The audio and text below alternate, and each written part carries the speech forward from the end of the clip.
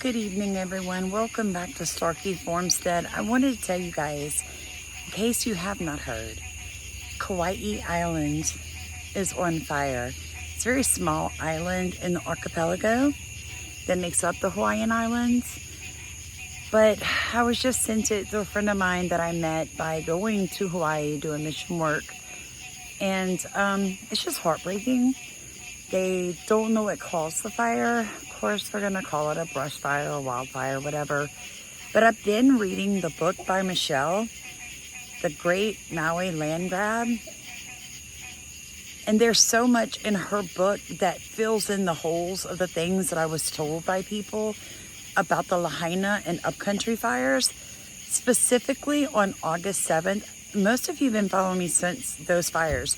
Remember me talking to you about the lady that told me there was a mist that came down Haleakala in the upcountry area of Maui, and the Kula, K-U-L-A, Kula area, and that the police came and told her to go inside, and she was very disoriented and stuff. Well, in Michelle's book, in the first couple of pages, they talk about and show pictures of this haze that crossed the entire island. I'm like, there is the evidence to what I knew was true, a firsthand account of that mist. Now, something I found very interesting is Michelle's book talks about on August 7th, children being flown out of Maui unaccompanied, a lot of them speaking Russian. I don't have enough information to go any further than that, but I'll be honest, never once did I consider they possibly flew children out the day before the fires. Never crossed my mind, folks. And I'm going to be honest, no one has ever said that to me. That maybe some of these 220-something kids that are still unaccounted by our figures may have been flown out prior to, and then who knows? Who knows? All I can say is August 1st is coming back so fast, you guys. Y'all are amazing. My heart is so just overflowing with joy and thankfulness to you guys. Because, I mean, we have a huge bullseye on us right now. We do. I mean, I was attacked yesterday. People were actually calling for physical attack against me for not wanting to believe in insane conspiracy theories. And, today I took a beating too, but I love you guys. And my integrity is going to be mine. And I will defend that. And God will defend that for me. All I can say is all of you who are sowing your dollars, expect a return on that. God's word is faithful. He is not man. He cannot lie. If you sow it, you'll reap it, friend. If you'd like to support our Maui mission trip, folks, I'm going to drop links in the very top for you to do that. But I have one more video I'd really like you to listen to. This is about some land on the main island. Just hear the passion of the people. Guys, they are ripe to be free, okay? The Hawaii sovereign movement is a real thing. You can be part of that by helping us get there, because that's all paid for, but helping us be there and be a change for good, be a voice for the people. Because you guys are so full of love and so supportive of this channel, we're going to give the king a platform to discuss his vision for his islands. I believe it, that in our lifetime, in our generation, the Hawaiian people will be restored to their own sovereignty, their own constitution, their own kingdom. And we're changing history.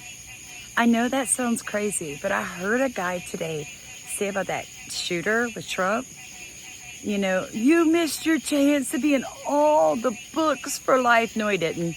He'll be in all the history books for life, even though it's wrong, as the person that shot at Donald J. Trump, the next president, and missed and killed innocent people.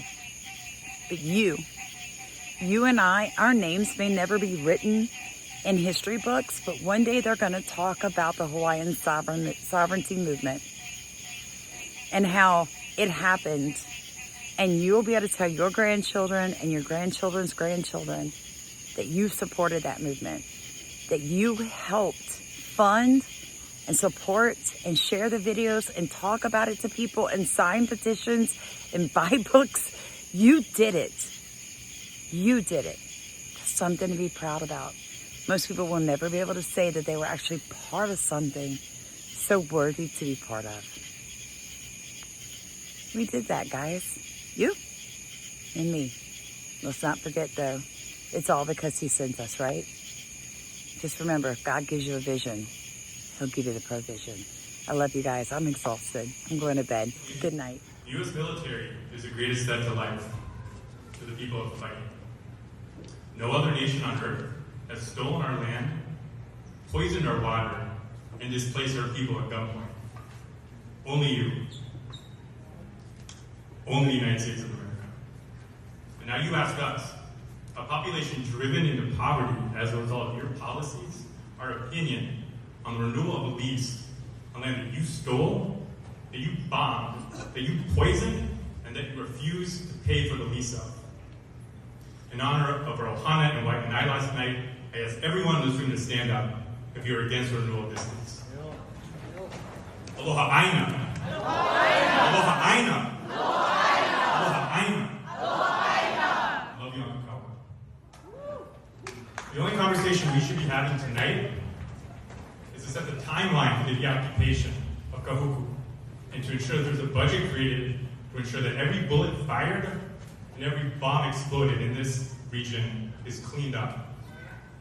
You stand here tonight as the representative of a commander-in-chief that is actively committing genocide in the world. The only important thing for you guys to do is to look in the mirror, find your values, and turn in your uniforms. And make sure that you clean up on your way home. Oni papakako.